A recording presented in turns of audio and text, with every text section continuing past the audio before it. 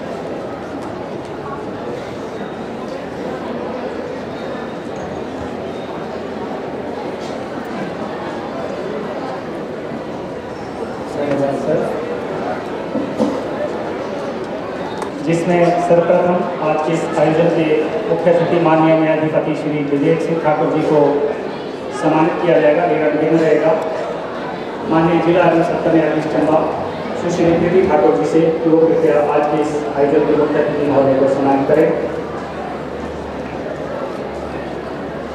Shawl, टोपी और चंबा का थाल भेंट कर माननीय मुख्य अतिथि महोदय को सम्मानित किया जा रहा है।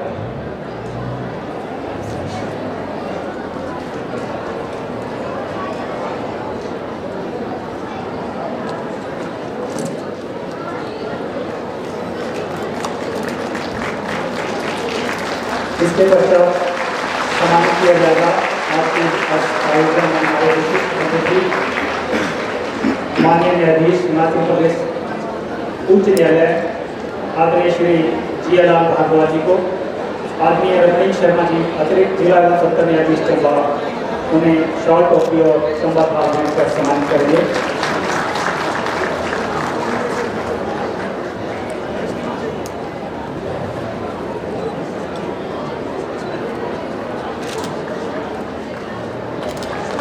हमारे विशिष्ट अतिथि आदरणीय श्री रणजीत सिंह ठाकुर जी, माननीय जिला एवं सत्र न्यायाधीश तथा सदस्य सचिव हिमाचल प्रदेश राज्य विधिक सेवा प्राधिकरण, उन्हें भी सम्मानित किया जा रहा है।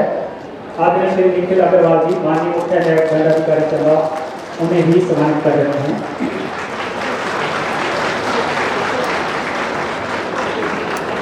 इसके पश्चात बार एसोसिएशन चंबा की ओर से एसोसिएशन के अध्यक्ष आदरणीय श्री मदन लाल जी और उनकी टीम आज के आयोजन के मुख्य अतिथि और हमारे विशिष्ट अतिथियों को अपनी ओर से इस मंच पर सम्मानित करने जा रहे हैं।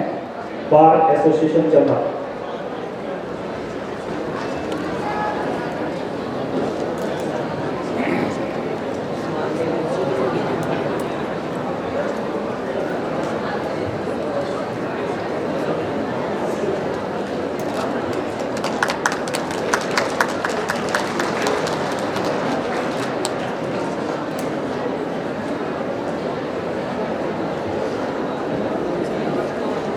कृपया तालियों के साथ अभिवादन करें।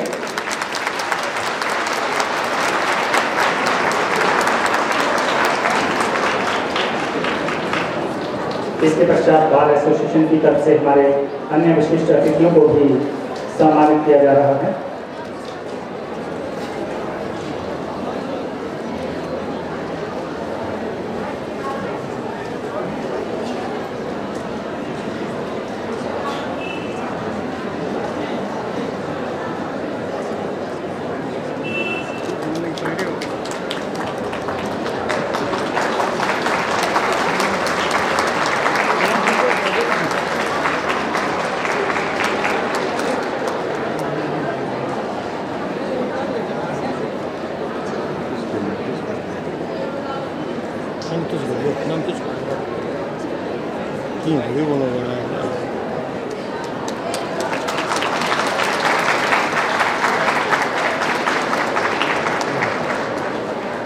धन्यवाद सर।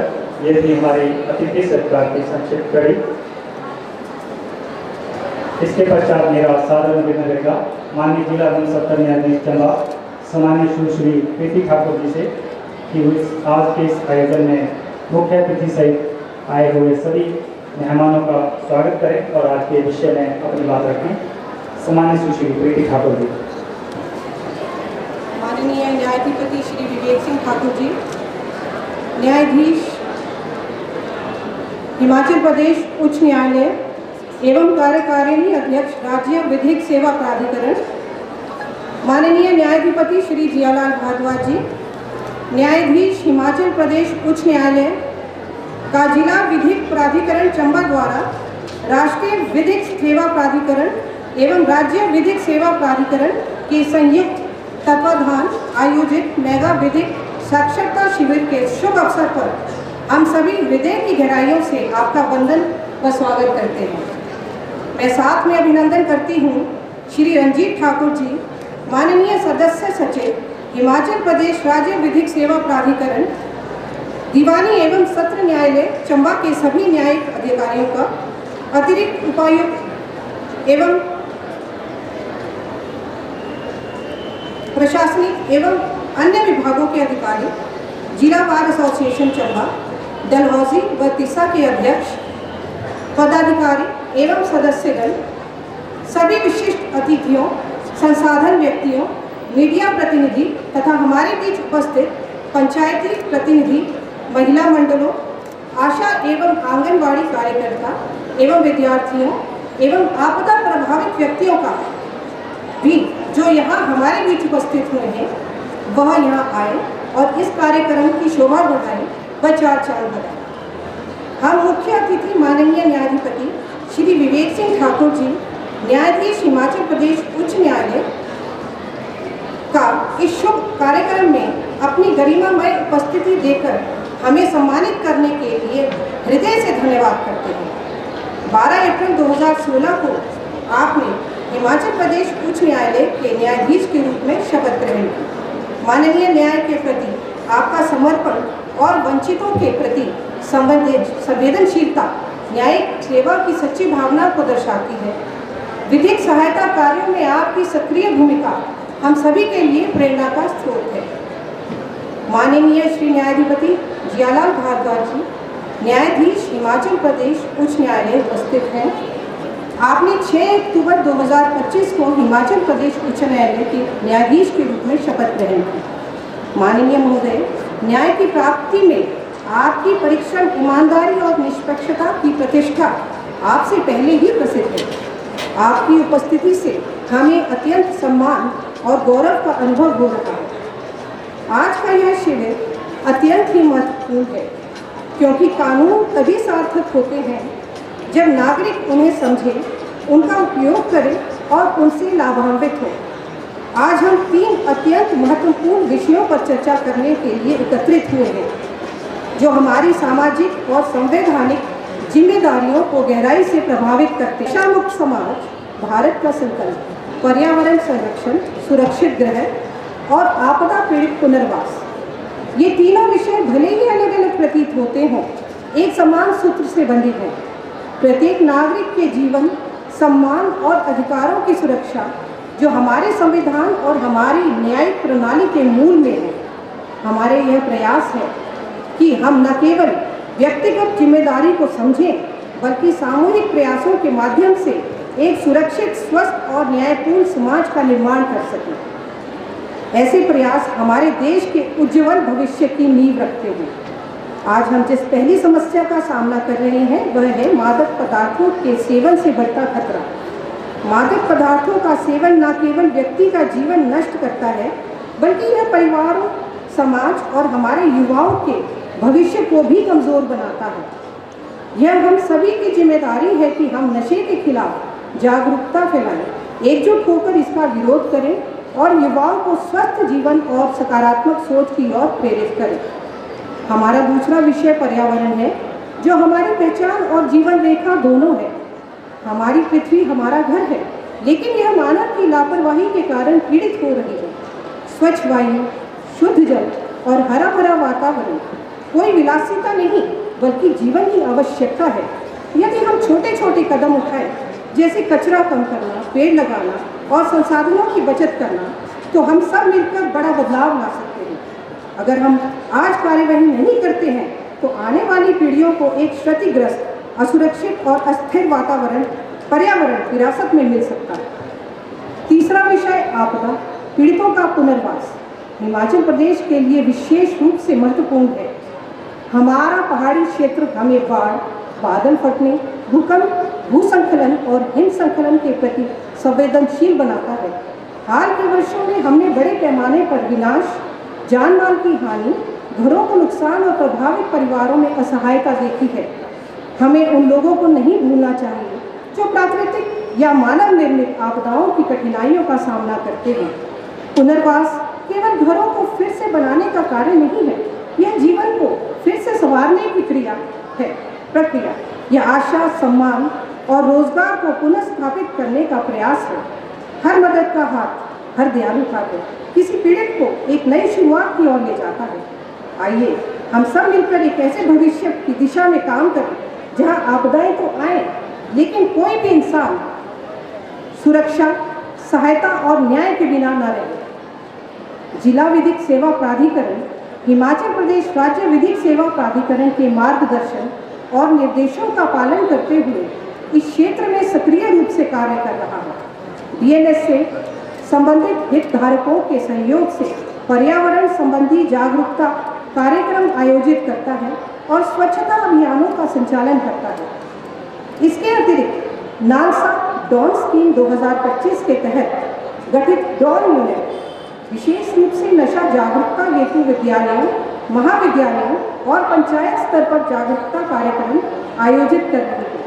हम सभी जानते हैं कि हिमाचल प्रदेश उच्च न्यायालय के माननीय मुख्य न्यायाधीश श्री गुरमीत सिंह संधावालिया जी के निर्देशन में पहली बार आपदा राहत कोष की स्थापना की गई है।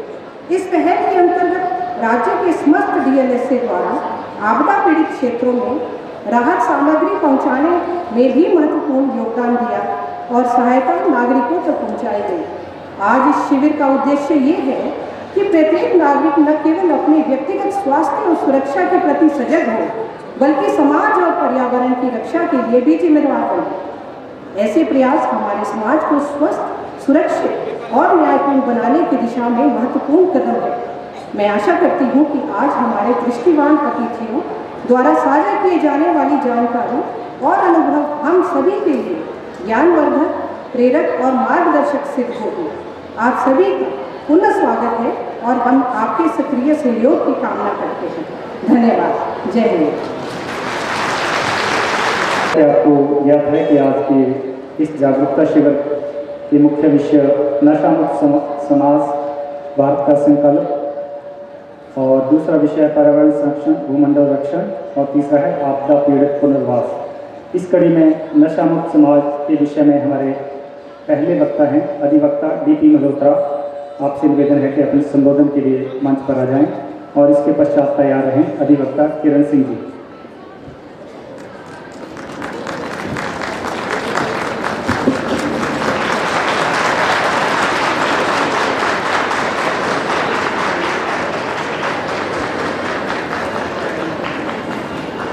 परम आदरणीय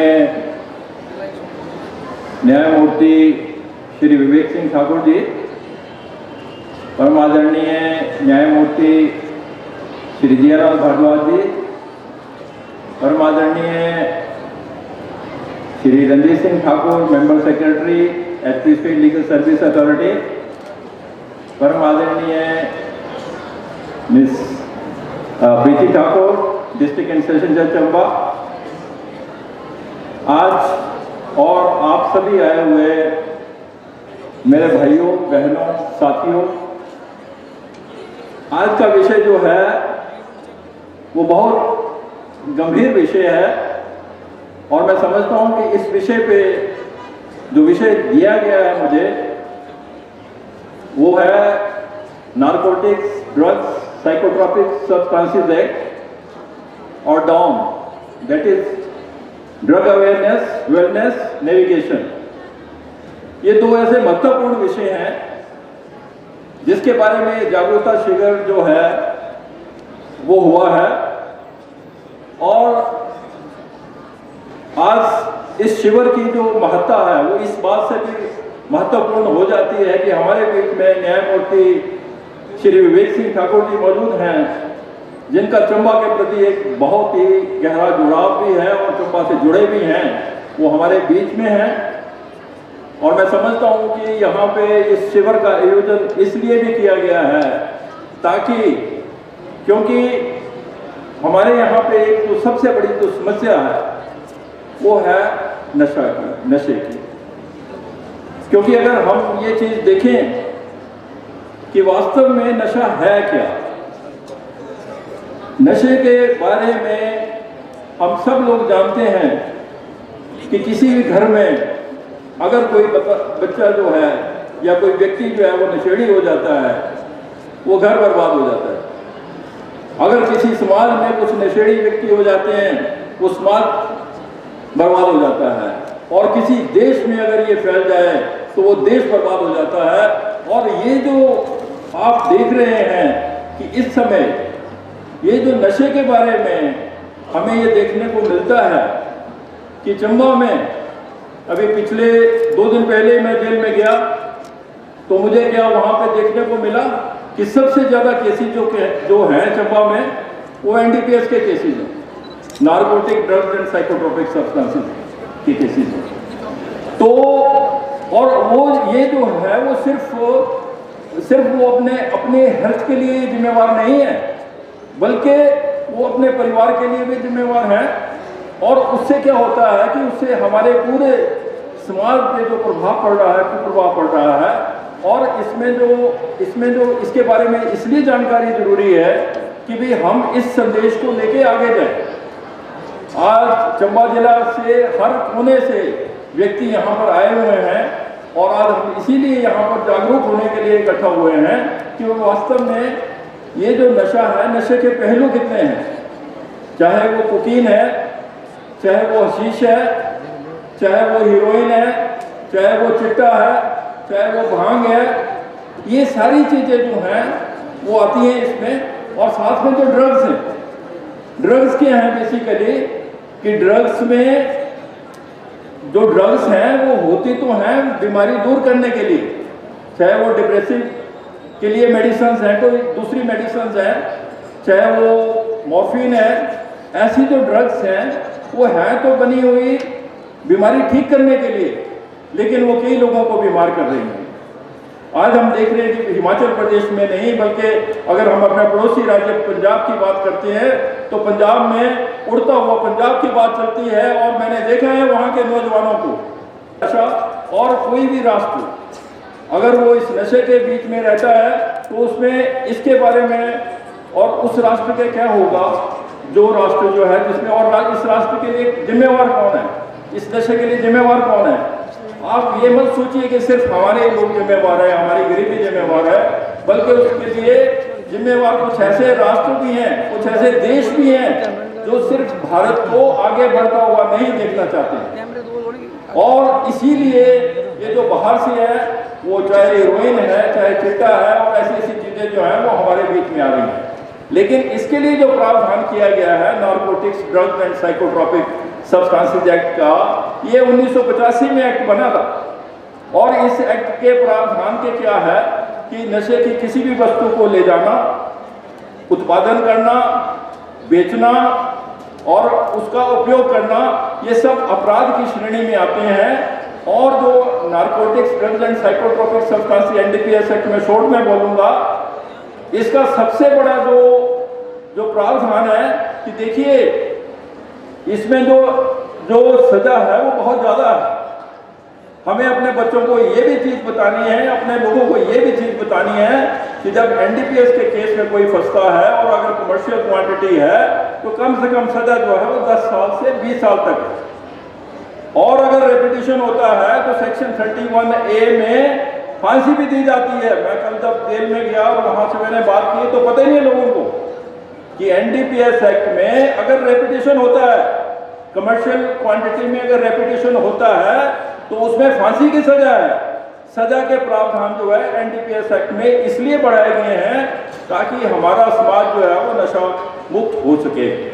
और इसी एक्ट के अंतर्गत जब ये चीज़ सारे पूरे भारत में आई तो इसमें जो सबसे बड़ा जो हमें देखने को मिला कि भाई इसमें अल्टीमेटली क्या हुआ कि अल्टीमेटली हमारे माननीय सुप्रीम कोर्ट को इंटरवीन करना पड़ा है। और ये जो जितने भी अभी जो हमारा जो मेगा कैंप भी लगा है वो सुप्रीम कोर्ट की एक केस हुआ था सुप्रीम कोर्ट में 1924 में, अंकुश कपूर वर्सेस NIA, जिस केस में ये डायरेक्शन दी गई नेशनल लीगल सर्विस अथॉरिटी को और स्टेट लीगल सर्विस अथॉरिटी को पूरे हिंदुस्तान में कि वो अवेयरनेस जो है इसके बारे में बताएं, नशे के बारे में बताएं। और नशा मुक्त करने के लिए देखिए गवर्नमेंट एजेंसी तो काम कर रही है। और नशा मुक्ति के लिए हमारे यशस्वी प्रधानमंत्री व गृह मंत्री अमित शाह जी ने और नरेंद्र मोदी जी ने 2047 का लक्ष्य रखा है कि 2047 तक हम भारत को नशा मुक्त करेंगे। और यही लक्ष्य जो है हमारा, यही संकल्प करने के लिए आज हम यहाँ पर इकट्ठा हुए हैं कि 2047 का जो लक्ष्य रखा गया है उस लक्ष्य को तो प्राप्त करना ही है। लेकिन उसके लिए माननीय सुप्रीम कोर्ट ने जो जिम्मेवारी HP state legal service authority को और नालसा को दी है उसके अंतर्गत ये एक जो स्कीम है वो है drugs awareness wellness navigation, DAWN इसको बोला जा सकता है, शॉर्ट में डॉन बोला जा सकता है। ये स्कीम ला गई है और ये स्कीम के अंतर्गत एक जो कमेटी है वो हमारे चंबा में भी बन चुकी है, जिसके चेयरमैन जो है वो हमारे डिस्ट्रिक्ट एंड सेशन जज हैं और इसमें बाकी लोग भी इन्वॉल्व हैं। और इसमें क्या है कि इस यूनिट के अंतर्गत चंबा जिला को नशा मुक्त करने के लिए ये जो यूनिट है वो काम करेगा, जगह जगह अवेयरनेस कैंप लगाएगा। और सिर्फ अवेयरनेस कैंप ही नहीं है, इसमें लोगों को इस चीज़ के बारे में भी बताया जाएगा कि कई व्यक्ति जो है वो एडिक्ट हो जाते हैं, नशे में एडिक्ट हो जाते हैं। तो उस एडिक्शन को कैसे डी एडिक्शन कैसे किया जाए, उसके लिए कुछ सेंटर बने हुए हैं जहाँ पे कि डी एडिक्शन हो सकती है। और इसके लिए जो है देखिए आप लोगों को मैं सिर्फ 3 जो नंबर हैं, 3 टेलीफोन नंबर हैं, हेल्पलाइन नंबर्स हैं, वो आपको याद रखने पड़ेंगे क्योंकि इसी एक्ट के अंतर्गत नारकोटिक्स जो एनसीबी है, नारकोटिक्स ब्यूरो जो है एनसीबी जो है वो बनाई गई है और उसका नंबर है 1933 हेल्पलाइन नंबर है, आप याद रखिए। जो नारकोटिक ब्यूरो का नंबर है, इस नंबर पे अगर कॉल करेंगे कोई भी व्यक्ति अगर किसी भी नारकोटिक्स की, चाहे वो भांग है, चाहे कोकीन है, चाहे किसी चीज़ की है, उसकी स्मगलिंग कर रहा है या उसमें कोई कर रहा है, तो आप उसकी रिपोर्ट जो है वो एनसीबी को कर सकते हैं और उस पर एक्शन जो है वो तुरंत लिया जाएगा। और दूसरा जो नंबर है वो अगर कोई व्यक्ति एडिक्ट हो चुका है 1446 1446, ये जो नंबर है इस नंबर पे अगर आप करेंगे तो उसमें क्या है कि भी उसके लिए री एडिक्शन के लिए जो व्यक्ति इसका आदी हो चुका है उसके लिए जो है वहाँ पे उसको भेजा जा सकता है ताकि वो वहाँ से उबर सके। और इसी के साथ जो हमारा सबसे इम्पोर्टेंट नंबर है वो है 15500। ये 15,500 जो नंबर है आप इसलिए याद रखिए कि ये हमारी district legal service authority, state legal service authority और नेशनल लीगल सर्विस अथॉरिटी, अगर आपको किसी भी तरह की कानूनी सहायता चाहिए, वो सहायता या वो एडवाइस जो है वो मुफ्त जो है वो आपको प्रोवाइड की जाएगी 15,500 नंबर पे, जो ये नालसा का नंबर है। और चाहे वो पूरे हिंदुस्तान में कहीं पे भी आप हैं, उस नंबर पे अगर आप फोन करेंगे, अगर किसी भी तरह की कानूनी सहायता की आवश्यकता होगी तो आपको मिलेगी, चाहे वो नशे के बारे में है, चाहे किसी सिविल केस के बारे में है, चाहे किसी क्रिमिनल केस के बारे में है, तो ये मुफ्त कानूनी सहायता जो है वो इस नंबर से दी जाएगी। और इसकी एलिजिबिलिटी क्या है?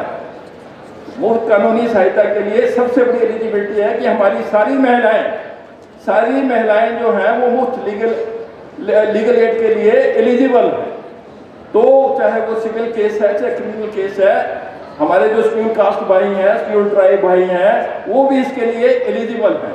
और कोई भी व्यक्ति जिसकी आय 3 लाख रुपए से कम है वो भी एलिजिबल है। तो ये सारे जो प्रावधान है वो national legal service authority NALSA के द्वारा किए गए हैं, जो जिसका कि पूरा फायदा जो है हमारा एस्पिरेशनल डिस्ट्रिक्ट जो चंबा है वो ले सकता है। मैं आज आप सबसे एक अनुरोध करना चाहूँगा कि जब हम यहाँ से जाएं तो हम ये संकल्प लेके जाएं कि हमने अपने चंबा को जो है वो नशा मुक्त करना है। अगर चंबा नशा मुक्त होगा तभी हिमाचल नशा मुक्त होगा और तभी हमारा भारत जो है वो नशा मुक्त होगा।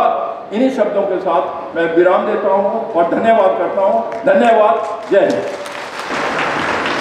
इसके बाद अगले वक्ता हैं अधिवक्ता किरण सिंह जी, आपके पेमेंट करा जाए। जी member secretary state legal services authority Shri Ranjit Thakur ji, जिला चंबा के बार एसोसिएशंस के सदस्य, प्रधान जी और मौजूदा उपस्थितगण, आप सभी से मेरा हार्दिक अभिनंदन है। आपकी मौजूदगी के लिए मैं बहुत बहुत यहाँ पे आभार व्यक्त करती हूँ। जैसा कि अभी धर्मपाल मल्होत्रा जी डिस्कस करके गए हुए हैं कि आज हम नशा मुक्त समाज को लेकर एक पहल करने जा रहे हैं और ये अभियान सारे भारतवर्ष में चालू किया गया है। नशा मुक्त भारत अभियान की आवश्यकता क्यों है? शायद आप सभी को मालूम होगा कि ये नशा की जो समस्या है वो केवल भारत की ही नहीं है, ये विश्वव्यापी समस्या के रूप में फैल चुकी है। तमाम कंट्रीज जो है इस नशे की चपेट में आ चुकी हैं।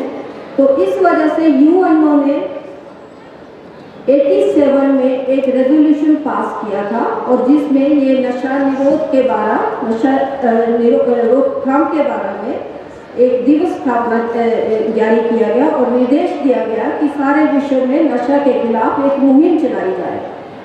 इसी वजह से अंतर्राष्ट्रीय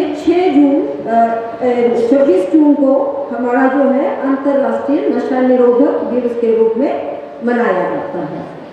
भारत सरकार में भी ये मुहिम चल पड़ी है और भारत सरकार ने 15 अगस्त 2020 से मिनिस्ट्री ऑफ सोशल जस्टिस के माध्यम से नशा मुक्त भारत अभियान का जो है वो एक लॉन्च किया गया है, जिसके तहत हम सभी को विचार करना है।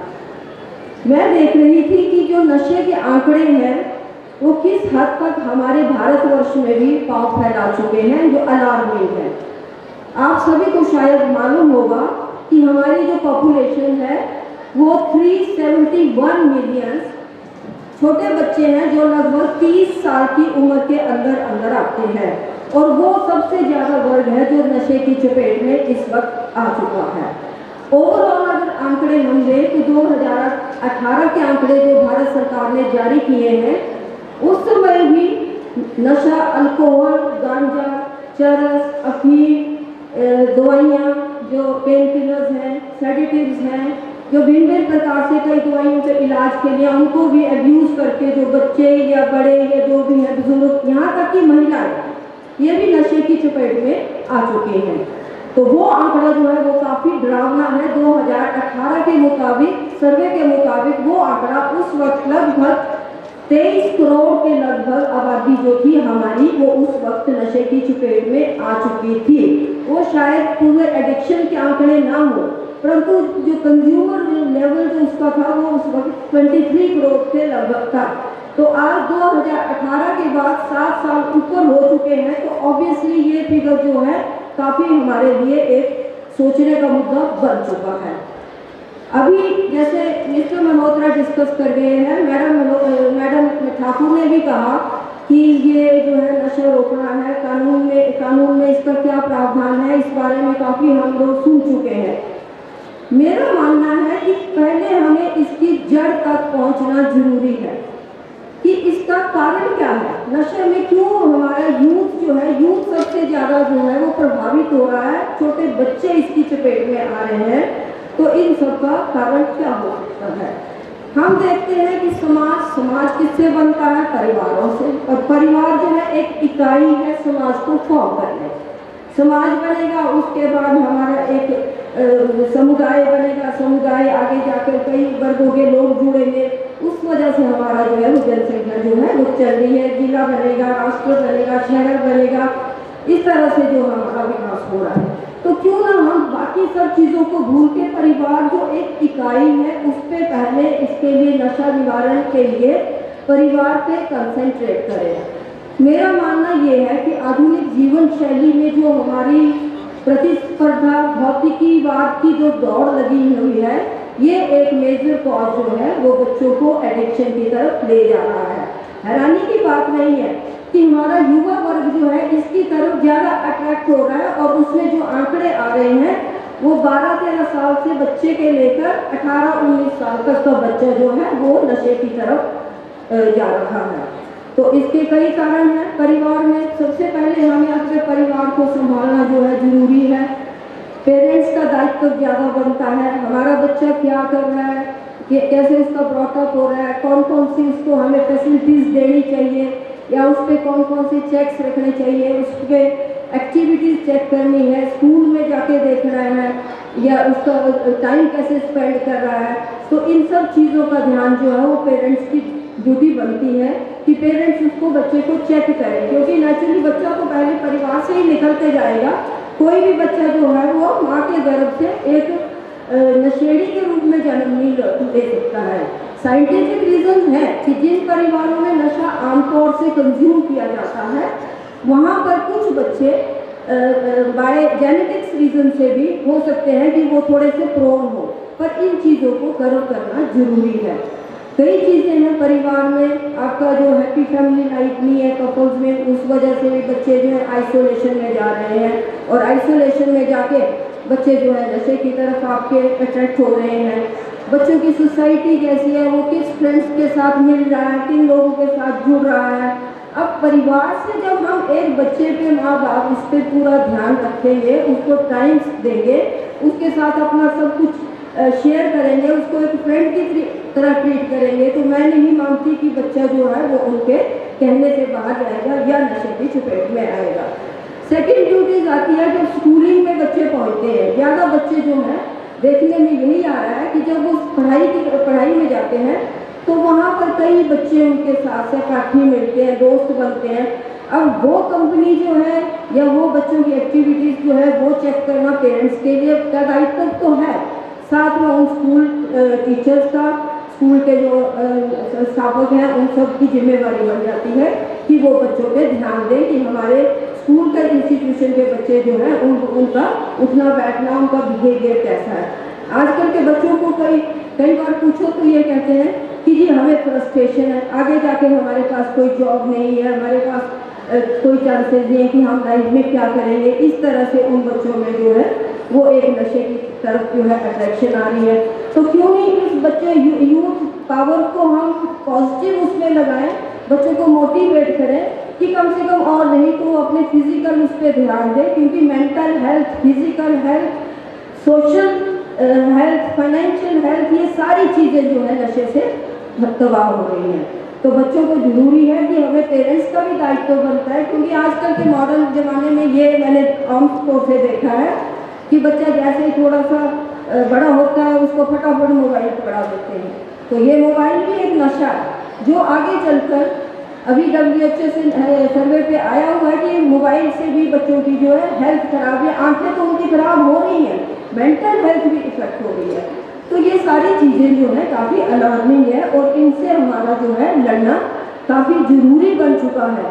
इन चीज़ों को जब तक हम अपना यूथ नहीं संभालेंगे, क्योंकि जो यूथ है वही हमारे आने वाले राष्ट्र के निर्माता हैं, वही आगे राष्ट्र को लेके जाएंगे। तो देखने में आया है कि लिकर वालों की जो डेथ रेट बता रहे हैं 88,000 पर ईयर सिर्फ शराब पीने वालों की डेथ रेट हो चुका है। और अब आप देखेंगे कि ये ड्रग एब्यूज़ की वजह से इनके जो बच्चे हैं उनका भी डेथ रेट काफ़ी बढ़ चुका है। छोटे छोटे बच्चे जो है डेथ हो रही है और फिर उस वक्त जो है पेरेंट्स की बिल्कुल लाचार होकर कुछ भी कर नहीं पा रहे हैं। तो ये चीज़ें जो है कि हमें समाज को सुधारने के लिए पहले अपनी फैमिली को सुधारना जरूरी है। फैमिली से जो है एक अच्छा यूनिट निकलेगा, अच्छे बच्चे संस्कार वाले निकलेंगे तो वो कभी भी नशे की तरफ अट्रैक्ट नहीं होंगे।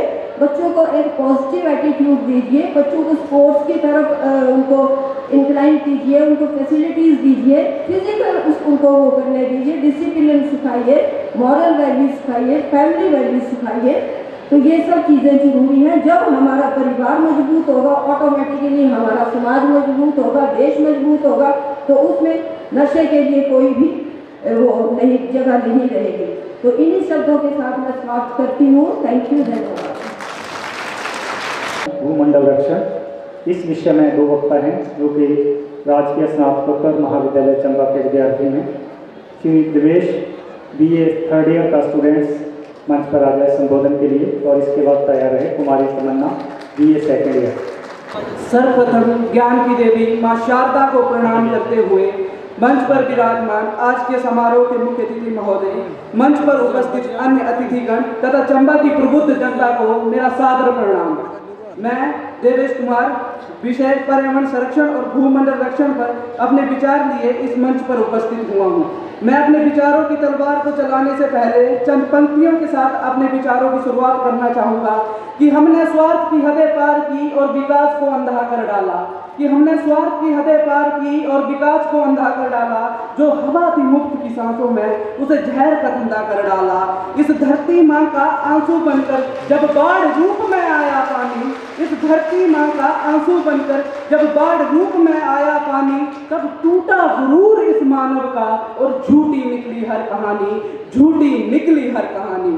आज मैं यहाँ पर्यावरण संरक्षण और भूमंडलीय रक्षण जैसे उन 2 बोझिल शब्दों पर बात करने नहीं आया हूँ जिनकी चिंता हम सिर्फ विश्व पर्यावरण दिवस पर करके भूल जाते हैं। हम इंसान तो वो प्राणी हैं जो सिर्फ उन चीज़ों पर अपना ध्यान लगाते हैं जिसमें हमें सिर्फ सीधा लाभ मिलता है, जैसे शेयर बाजार की तेजी, सोशल मीडिया पर लाइक्स की गिनती। क्यों? सही कहा ना मैंने? हाँ, मुझे लगता है सही कहा है मैंने। आप मेरी बातों से सहमत या असहमत हो सकते हैं, पर आप मेरी बातों को झुठला नहीं सकते। मैं तो आज इस मंच से उस अद्भुत सर्वशक्तिमान और सर्वविनाशकारी प्राणी की स्तुति करने आया हूँ जिसने इस पृथ्वी पर आकर इस सृष्टि का संतुलन ही बिगाड़ दिया। हाँ, मैं आपकी, मेरी और हम सब की बात करने आया हूँ। उस सर्वश्रेष्ठ रचना की जिसे हम मानव कहते हैं। तालियां होनी चाहिए महोदय उस मानव के लिए जिसने इस विकास की आड़ में अपना घर ही उजाड़ दिया और अब बड़े गर्व से पर्यावरण संरक्षण और पृथ्वी की सुरक्षा का नारा लगाता है। यह नारा नहीं, यह हमारी नाकामी का सबसे बड़ा व्यंग्य है महोदय। जरा सोचिए हम इंसान कितने चतुर हैं। इस पृथ्वी ने हमें सांस लेने के लिए ऑक्सीजन मुक्त दी, पीने के लिए नदियों से अमृत पानी मुक्त दिया, रहने के लिए हरी भरी धरती मुक्त दी। और हमने क्या किया? हमने पहले इन सारी मुफ्त की चीज़ों को जी भरकर गंदा किया और अब इन्हें खरीद कर शान से पीते और सांस लेते हैं। यह कैसी आर्थिक समझदारी और यह कैसी मानवीय उपलब्धियां हैं महोदय। करोड़ों साल पहले बनी हमारी हवा को हमने जहरीले धुएं से भर दिया। अब हम अपने घरों में एयर प्यूरिफायर लगाकर शुद्ध हवा का नाटक करते हैं। गंगा जल को हमने पवित्र कहकर पूजा, फिर उसे नाले में बदल दिया और अब प्लास्टिक की बोतलों में बंद 20 रुपए का पानी पीकर हम स्वच्छ महसूस करते हैं। यह हमारी दोगली मानसिकता का प्रमाण नहीं और क्या है महोदय? हम उस बच्चे की तरह है जो पहले अपने खिलौने को तोड़ता है, फिर रोता हुआ बाजार से उसे खरीदने को भागता है। सच कहें तो हमारा विकास तो बस एक झूठा मखौटा है महोदय। हमने एक आलीशान इमारत और एक चमचमाती सड़क बनाने के लिए एक सदियों पुराने जंगल को काट डाला। हमने कहा फैक्ट्रियां लगाओ और रोजगार मिलेगा, रोजगार तो मिला महोदय, लेकिन बदले में हमने अपनी अगली पीढ़ी को सांस लेने के लिए बीमारियां और पानी पीने के लिए जहर उपहार में दिया। जब हमारे देश की राजधानी की हवा जहरीली होती है तो वहाँ के लोग मास्क लगाते हैं।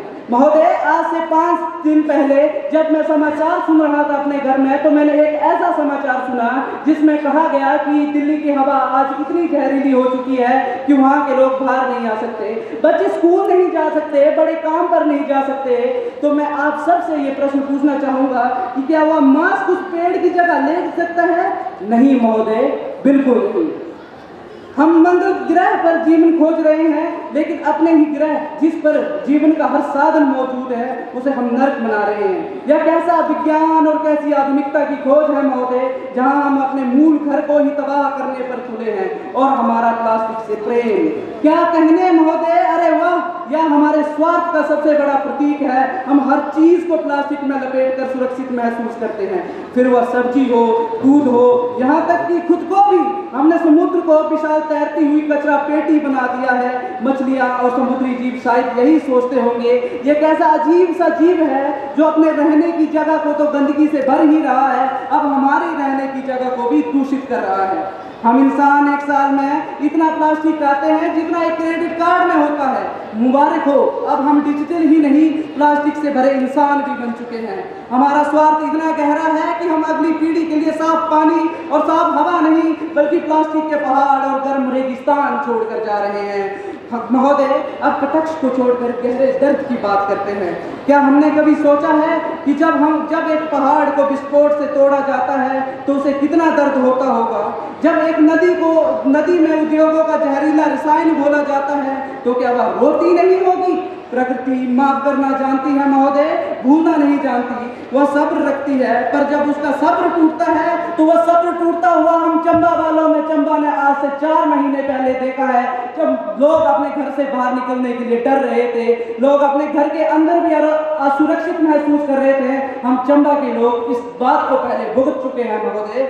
जब प्रकृति अपना सब्र तोड़ती है महोदय, तब वह ग्लोबल वार्मिंग, बेमौसमी बाढ़ और असहनीय सूखा, तूफान, ये सब क्या है? ये इस प्रकृति के सब्र का टूटना ही है महोदय। ये उस माँ का गुस्सा है जिसने हमें बिना किसी शर्त के सब कुछ दिया और हमने बदले में उसे सिर्फ पीड़ा दी।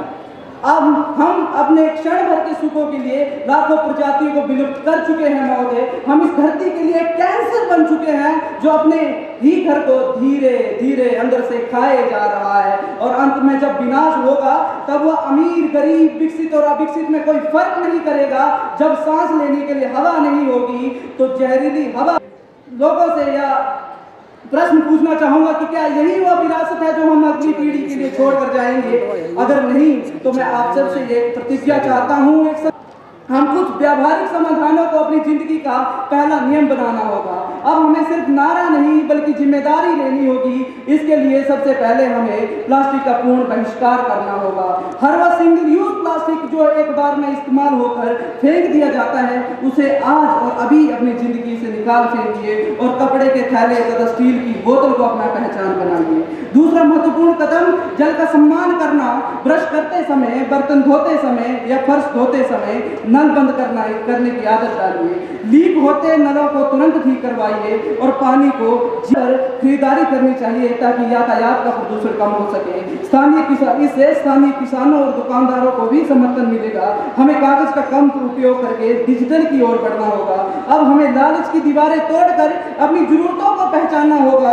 जो प्रकृति ने दिया उसका मोल पहचानना होगा, तभी हम इस सुंदर पृथ्वी को बचा पाएंगे और तभी हम खुद को भी बचा पाएंगे। तो अंत में मैं कवि कुंवर नारायण जी की पंक्तियों के साथ अपने गंतव्य को विराम देना चाहूंगा कि बचाना है नदियों को नाला हो जाने से, कि बचाना है नदियों को नाला हो जाने से, हवा को धुआं हो जाने से, खाने को जहर हो जाने से, बचाना है जंगल को मरुस्थल हो जाने से, बचाना है मनुष्य को जंगल हो जाने से।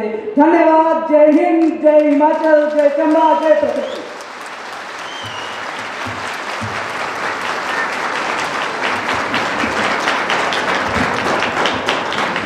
पर्यावरण संरक्षण के विषय में दूसरे वक्ता हैं कुमारी तमन्ना, गवर्नमेंट डिग्री कॉलेज चंबा, मंच पर। छन्ना बनी तुम कहते हो मौसम बदल गया, गर्मियां जलाने लगी, बारिशें डुबाने लगी। मैं कहती हूँ प्रदूषण से बढ़ गया है भार धरती का, शायद पृथ्वी पर इससे बड़ा कोई अत्याचार नहीं। सर्वप्रथम मां शारदा भारत भूमि माननीय मुख्य अतिथि महोदय न्यायाधिपति श्री विवेक सिंह ठाकुर जी, परम सम्मानित मंच और यहाँ पर उपस्थित सभी गणमान्य व्यक्तियों को मेरा नमस्कार। मैं तमन्ना कला स्नातक द्वितीय वर्ष की छात्रा राजकीय उत्कृष्ट महाविद्यालय चंबा का प्रतिनिधित्व करते हुए आप सभी के समक्ष दिए गए विषय पर्यावरण संरक्षण भूमंडल रक्षण पर विचार अभिव्यक्ति हेतु उपस्थित हूँ। एक ऐसा विषय जो मात्र एक शैक्षिक विमर्श नहीं अपितु हमारे भविष्य की दिशा तय करने वाला प्रश्न है। पर्यावरण पृथ्वी पर हमारे जीवन का आधार है, जो हमें हवा, पानी और जीवित रहने के लिए आवश्यक संसाधन प्रदान करता है। परंतु आज स्थिति चिंताजनक होती जा रही है। प्रदूषण तेजी से फैल रहा है, हवा दूषित हो रही है, नदियां कचरे से भर गई हैं और जलवायु परिवर्तन का खतरा हर पल बढ़ता जा रहा है। ऐसे में पर्यावरण संरक्षण अत्यंत आवश्यक हो जाता है, अर्थात प्रकृति के सभी घटकों, जीव जंतुओं एवं मनुष्यों के बीच संतुलन बनाए रखना, यानी कि प्रकृति का उपयोग समझदारी से करना और दुरुपयोग से बचना है। वहीं जितना आवश्यक पर्यावरण संरक्षण है उतना ही महत्वपूर्ण भूमंडल रक्षण, अर्थात जिस धरती पर हम रहते हैं उसे भूमंडल कहा जाता है, जिसके 5 मुख्य घटकों वायुमंडल, जलमंडल, स्थलमंडल, जीवमंडल और ऊर्जा मंडल का संतुलन ही धरती पर जीवन को संभव बनाता है। आज यह संतुलन गंभीर रूप से बिगड़ रहा है, धरती गर्म हो रही है, वर्षा का चक्र बदल रहा है और कहीं ना कहीं ये भयानक प्राकृतिक आपदाएं भी जलवायु परिवर्तन का ही परिणाम है। आज हम जिस खतरे का सामना कर रहे हैं उनमें मानव जनित आपदाएं, पर्यावरण प्रदूषण, जलवायु परिवर्तन और ग्लोबल वार्मिंग इत्यादि विषय शामिल हैं। ये खतरे वास्तविक हैं, इसीलिए भूमंडल की रक्षा सिर्फ सरकारों की ही जिम्मेदारी नहीं है, बल्कि प्रत्येक नागरिक का कर्तव्य भी है। ये धरती, ये प्राकृतिक संसाधन हमने अपने पुरखों से विरासत में नहीं लिए हैं, बल्कि हमारे आने वाली पीढ़ियों से उधार मिले हैं और हमारा कर्तव्य है कि हम उन्हें इसी रूप में बल्कि और बेहतर बनाकर अपने इस प्रकृति को पर्यावरण संरक्षण के प्रति बेहतर बनाकर उन्हें वापस लौटाएं। आज का विषय केवल पर्यावरण संरक्षण या भूमंडल रक्षण का नहीं बल्कि मनुष्य के नेतृत्व में सतत विकास का है। प्रदूषण आज आधुनिक विश्व के समक्ष सबसे बड़ी चुनौतियों में से एक है, जिसका सबसे बड़ा कारण जनसंख्या विस्फोट है। कहते हैं ना, जहाँ रोटी कम पड़ जाए वहाँ भूख नहीं मरती, पर जब जरूरतें जनसंख्या से हार जाए तो सभ्यता दम तोड़ देती है। एक तरफ जहाँ जनसंख्या शक्ति है, वहीं दूसरी ओर विनाश का सबसे बड़ा कारण भी बन सकती है। जनसंख्या विस्फोट जो कागज पर सिर्फ एक आंकड़ा दिखाई देता है, लेकिन असल जिंदगी में एक बहुत बड़ी समस्या है।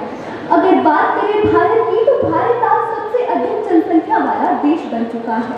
भारत की धरती जिसपे कभी संतोष हुआ करता, जिसकी गोद में कभी संतोष हुआ करता था, आज उसी धरती पर हर घड़ी एक और नवजात शिशु का रोना सुनाई देता है और उसके साथ ही एक और रोटी, एक और जगह, एक और संसाधन की जरूरत पैदा हो रही है। क्या आपने कभी सोचा है, जब संसाधन ही सीमित है तो हर मिनट बढ़ती जनसंख्या किस ओर ले जाएगी इस देश को? IQAir की विश्व वायु गुणवत्ता रिपोर्ट 2024 के अनुसार भारत दुनिया का 5वां सबसे प्रदूषित देश है। दुनिया के 50 सबसे प्रदूषित शहरों में बढ़ती संख्या और वनों की अत्यधिक कटाई जो प्रदूषण को बढ़ने का एक मुख्य कारण बनती जा रही है, जिसके कारण जलवायु परिवर्तन भी हो रहा है। जहाँ कभी पूरा साल बर्फ की चादर बिछी रहती थी, वहाँ बस बारिश हो रही है, और जहाँ पर्याप्त रूप से वर्षा होती थी वहाँ आज सूखा पड़ गया है। वहीं गर्मी में असहनीय गर्मी पड़ती है तो सर्दियों में असहनीय ठंड, और वर्षा ऋतु में अत्यधिक वर्षा जो अपने साथ अनेक भयावह आपदाएं लेकर आती है। हमारे भूमंडल का संतुलन बिगड़ने के लिए एक और गंभीर कारण परमाणु हथियारों की दौड़ भी है। परमाणु अस्त्र शस्त्रों के अस्तित्व ने आज विश्व को विनाश के चौराहे पर लाकर खड़ा कर दिया है, जो न केवल प्रकृति बल्कि मानवता के अस्तित्व के लिए भी खतरा बनता जा रहा है। परमाणु विस्फोट से निकलने वाली रेडियोधर्मी विकिरण पूरे वातावरण को वर्षों तक विषैला बना देती है। जहां परमाणु इसका सबसे बड़ा उदाहरण हिरोशिमा और नागासाकी है, जहां लाखों लोग तुरंत मृत्यु के घाट चढ़ गए और जो बचे वो आज भी विकिरण जनित बीमारियों और विकलांगता से पीड़ित है। क्या जब आखिरी वृक्ष काट दिया जाएगा, आखिरी नदी सूख जाएगी, हवा जहरीली हो जाएगी, क्या तब मनुष्य समझेगा कि धन नहीं प्रकृति ही जीवन का आधार है? आज यह स्पष्ट रूप से दिखाई दे रहा है कि पर्यावरण का संतुलन बिगड़ रहा है और यदि समय रहते भूमंडल रक्षण हेतु कदम नहीं उठाए गए तो भविष्य में परिस्थितियां और भी भयानक हो सकती हैं। अब यह अत्यंत आवश्यक हो गया है कि भूमंडल रक्षण के लिए हम अपना पूर्ण योगदान दें और ऐसे भारत का निर्माण करें जो सतत विकास के मार्ग पर चलकर दुनिया में नेतृत्व करे। ऐसा विकास जिसमें वर्तमान पीढ़ी की आवश्यकताओं की पूर्ति भी हो, परंतु भविष्य की पीढ़ियों की आवश्यकताओं के साथ समझौता भी न करना पड़े। सतत विकास हमें ये सिखाता है कि यदि हम सतत विकास का मार्ग अपनाएंगे तो उद्योग चलेंगे, पर प्रदूषण नियंत्रण के साथ विकास परियोजनाएं बनेंगी, पर वृक्षारोपण के साथ, और ऊर्जा के संसाधनों का उपयोग होगा पर नवीकरणीय ऊर्जा के संसाधनों के साथ। भूमंडल रक्षण हेतु वैश्विक स्तर पर प्रयास करने की आवश्यकता है। हम अक्सर सोचते हैं कि भूमंडल रक्षण के लिए बड़े बड़े काम करने होंगे, इसीलिए हम पीछे हट जाते हैं। लेकिन मेरा मानना है कि हर बड़ा बदलाव छोटे छोटे कदमों से ही शुरू होता है। ये छोटे छोटे कदम जब लाखों करोड़ों लोग एक साथ उठाते हैं तो ये एक विशाल शक्ति बन जाता है जो हमें बड़े और स्थायी बदलाव की ओर लेकर जाती है। हमें इंतजार नहीं करना है कि कोई और शुरुआत करे, हमें खुद से शुरुआत करनी है। वन हमारे जीवन का आधार है और इसके रक्षण हेतु अधिक से अधिक वृक्षारोपण और अनावश्यक कटाई को रोककर तथा 4R के सिद्धांत पुनः विचार करना, कम करना, पुनः उपयोग करना, पुनः चक्र को अपनाकर पानी के दुरुपयोग को न करके तथा वर्षा जल संचयन जैसी तकनीकों, घर में रूफटॉप रेन वाटर हार्वेस्टिंग से औद्योगिक स्तर पर कारखानों की चिमनियों में फिल्टर लगाकर उद्योगों को शहरों से दूर क्लस्टरों में स्थापित करके तथा प्रदूषण से संबंधित कानूनों को सख्ती से लागू करके जैविक खेती को बढ़ाकर हम भूमंडल रक्षण में एक नई दिशा प्रदान कर सकते हैं। हमें अपनी जिम्मेदारी को समझना होगा और सरकार और नागरिकों को साथ मिलकर कार्य करना होगा। हमारे पूर्वज भी कहा करते थे कि जिस विश्व में हम सब रहते हैं उसे संरक्षित रखना और उसकी देखभाल करना हमारी सामूहिक जिम्मेदारी है, क्योंकि पर्यावरण किसी की संपत्ति नहीं है जिसे नष्ट किया जाए। इसकी सुरक्षा करना हमारा धर्म भी है और हमारा कर्तव्य भी। अंत में बस यही कहना चाहूंगी कि धरती माँ को हमें संवारना है, कि धरती माँ को हमें संवारना है, हरियाली से इसे निखारना है, नदियों को स्वच्छ बनाना है, आकाश का नीला रंग बचाना है। पेड़ लगे तो सांस खिले, पेड़ लगे तो सांस खिले, जीवन में फिर से रंग खिले। आओ संकल्प यही दोहराए, भूमंडल रक्षण से पर्यावरण बचाए, अपना भविष्य बचाए, पर्यावरण बचाए, अपना भविष्य सजाए। धन्यवाद। जय हिंद, जय भारत।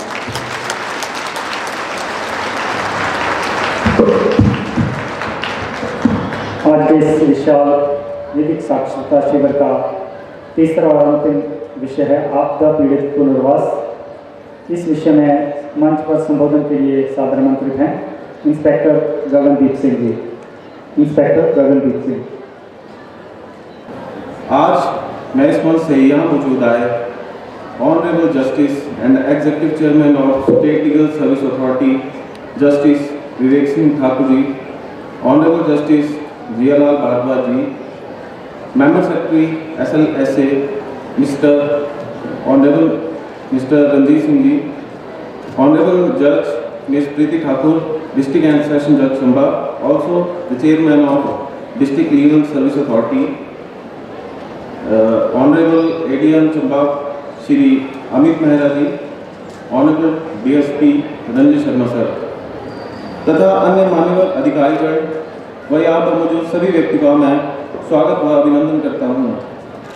आज मैं आपके समक्ष आपदा प्रबंधन आपदा के दौरान सक्रिय एजेंसियों व आपदा के दौरान पुलिस प्रशासन की भूमिका के ऊपर प्रकाश डालूंगा। सबसे पहले तो आपदा है क्या? संयुक्त राष्ट्र के अनुसार आपदा ऐसा गंभीर व्यवधान है जो किसी समुदाय या समाज के कामकाज में बाधा डालता है। इसका लोगों, संपत्ति, अर्थव्यवस्था या पर्यावरण पर व्यापक प्रभाव पड़ता है, जो प्रभावित समुदाय के अपने संसाधनों से प्रबंधन करने की क्षमता से परे होता है। आपदा के प्रकार। आपदा कई रूप ले सकती है और समुदाय को बुरी तरह प्रभावित कर सकती है, जिससे व्यक्तियों, संपत्ति, व्यवसायों और पर्यावरण पर गंभीर परिणाम हो सकते हैं। ये अक्सर समुदाय की इनसे निपटने की क्षमता का परीक्षण करती है। मानवीय भूलों से उत्पन्न मानव जनित आपदाओं में औद्योगिक विस्फोट या संरचनात्मक विफलताएं शामिल। अंत में परमाणु आपदाएं। इस श्रेणी में परमाणु कोर का पिघलना, विकिरण से संबंधित जलन और बीमारियां शामिल हैं। अब हम आपदा प्रबंधन में कैसे कदम उठा सकते हैं? आपदा प्रबंधन स्थितियों से निपटने के लिए संसाधनों को व्यवस्थित और प्रबंधित करने के बारे में है। इसमें आपदाओं के प्रभाव को कम करने के लिए तैयार रहना, स्थिति का जवाब देना और उससे उभरना शामिल है। इसका लक्ष्य खतरों को आपदाओं में बदलने से रोकना और जान-माल की हानि को कम करना है। इसमें आपदा से पहले, उसके दौरान और उसके बाद की योजना बनाना और कदम उठाना शामिल है। इसमें आपदाओं के लिए तैयारी करना और प्रभावी प्रतिक्रिया प्रणालियां लागू करना और लचीले समुदायों का निर्माण करना शामिल है। इसके 3 मुख्य चरण हैं। आपदा प्रबंधन की कई एजेंसियां शामिल हैं। सबसे पहले है राष्ट्रीय आपदा प्रबंधन प्राधिकरण। ये भारत में आपदा प्रबंधन हेतु सर्वोच्च निकाय है, जिसका नेतृत्व प्रधानमंत्री स्वयं करते हैं। दूसरा, राष्ट्रीय कार्यकारी समिति। इसमें भारत सरकार के उच्च स्तरीय मंत्री शामिल होते हैं। तीसरा, राज्य आपदा प्रबंधन प्राधिकरण SDMA। प्रत्येक राज्य का अपना SDMA होता है, जिसका अध्यक्ष मुख्यमंत्री होता है। SDMA राज्य स्तर पर आपदा प्रबंधन में सहायता के लिए राज्य कार्यकारी समिति के साथ मिलकर काम करता है। इससे अगला जिला आपदा प्रबंधन प्राधिकरण। DDMA का नेतृत्व जिला कलेक्टर या समक्ष प्राधिकारी द्वारा किया जाता है और इसमें स्थानीय सरकार के निर्वाचित प्रतिनिधि शामिल होते हैं। इसका कार्य ये सुनिश्चित करना है कि जिला स्तर पर NDMA और SDMA के दिशा निर्देशों का पालन किया जाए। स्थानीय प्राधिकरण। स्थानीय प्राधिकरण जैसे पंचायती राज संस्थाएं, नगर पालिकाएं और नगर नियोजन प्राधिकरण अपने अपने क्षेत्रों में नागरिक सेवाओं के नियंत्रण और प्रबंधन के लिए जिम्मेदार हैं।